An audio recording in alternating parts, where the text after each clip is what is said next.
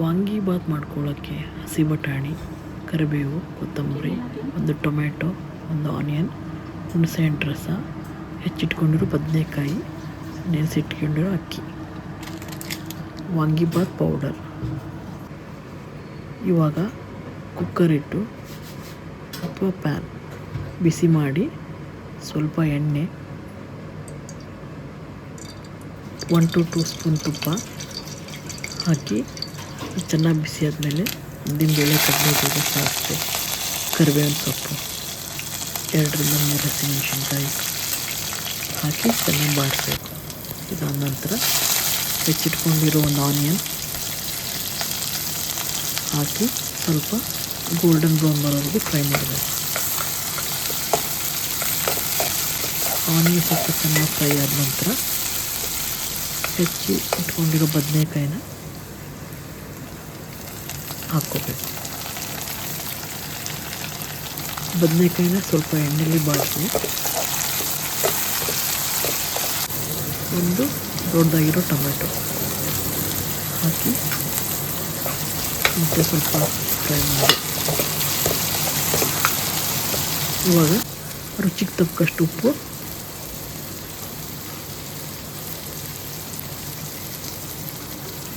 ಸ್ವಲ್ಪ ಅರಿಶಿನ ಪುಡಿ ಇದನ್ನು ಸೇರಿಸಿ ಚೆನ್ನಾಗಿ ಮಿಕ್ಸ್ ಮಾಡಿ. ಬದನೆಕಾಯಿ ಸ್ವಲ್ಪ ಬಾಡಿದ ಮೇಲೆ ವಾಂಗಿಬಾತ್ ಪೌಡ್ರ್ ಒಂದು ಚಿಕ್ಕ ಪ್ಯಾಕೆಟ್ 2 to 3 ಸ್ಪೂನ್ ಇರುತ್ತೆ, ಇಷ್ಟು ಆ್ಯಡ್ ಮಾಡಿದ್ದೀನಿ. ಖಾರದ ಪುಡಿ ಖಾರಕ್ಕೆ ತಕ್ಕಷ್ಟು ಹಾಕಿ ಚೆನ್ನಾಗಿ ಫ್ರೈ ಮಾಡಿ.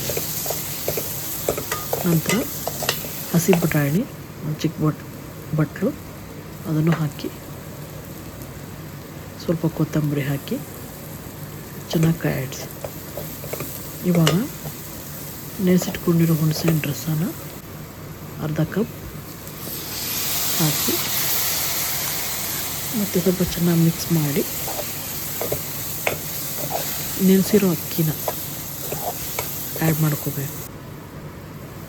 ನಾನು 1.5 ಗ್ಲಾಸಷ್ಟು ತೊಗೊಂಡಿದ್ದೀನಿ ಚಿಕ್ಕ ಗ್ಲಾಸಲ್ಲಿ. ಚೆನ್ನಾಗಿ ಮಿಕ್ಸ್ ಮಾಡಿ ಇವಾಗ ಅಕ್ಕಿ ಹಿಡಿಯೋಷ್ಟು ನೀರು 1:2.5 ಸ್ವಲ್ಪ ಮೆತ್ತಗೆ ಬರಲಿ ಅಂತ 1:2.5 ನೀರು ಹಾಕಿ ಟೇಸ್ಟ್ ಸ್ಟೆಬಿಲೈಸ್ ಹಾಕಿ ಸ್ವಲ್ಪ ಬೆಲ್ಲ ಆ್ಯಡ್ ಮಾಡಿ ಮತ್ತು ಸ್ವಲ್ಪ ಕೊತ್ತಂಬರಿ ಸೊಪ್ಪು ಆ್ಯಡ್ ಮಾಡಿ ಹೈ ಫ್ಲೇಮಲ್ಲಿ ಇದನ್ನು ಬಾಯ್ಲ್ ಆಗಿ ಕೊಡಬೇಕು. ಇದು ಒಂದು ಕುದಿ ಬಂದ ನಂತರ ಟೇಸ್ಟ್ ನೋಡಿ ರುಚಿಗೆ ತಕ್ಕಷ್ಟು ಉಪ್ಪು ಕರೆಕ್ಟ್ ಇದೆಯಾ ಅಂತ. ಇವಾಗ ಕುಕ್ಕರ್ ಲಿಡ್ನ ಕ್ಲೋಸ್ ಮಾಡಿ 2 to 3 ವಿಜಿಲ್ ಬರೆಸ್ಬೇಕು ಮೀಡಿಯಮ್ ಫ್ಲೇಮಲ್ಲಿ.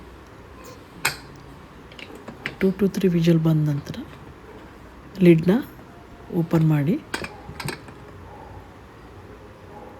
ರೆಡಿಯಾಗಿರೋ ವಾಂಗಿಬಾತನ್ನ ಸ್ಲೋ ಆಗಿ ಮಿಕ್ಸ್ ಮಾಡ್ಕೋಬೇಕು. ಚೆನ್ನಾಗಿ ಮಿಕ್ಸ್ ಮಾಡಿ ಮೇಲೆ ಕೆಳಗೆ ಚೆನ್ನಾಗಿ ಮಿಕ್ಸ್ ಮಾಡಿ ಇದನ್ನು ಒಂದು ಪ್ಲೇಟಿಗೆ ಹಾಕಿ ಸರ್ವ್ ಮಾಡ್ಬೋದು. Vangibath is ready. Thanks for watching.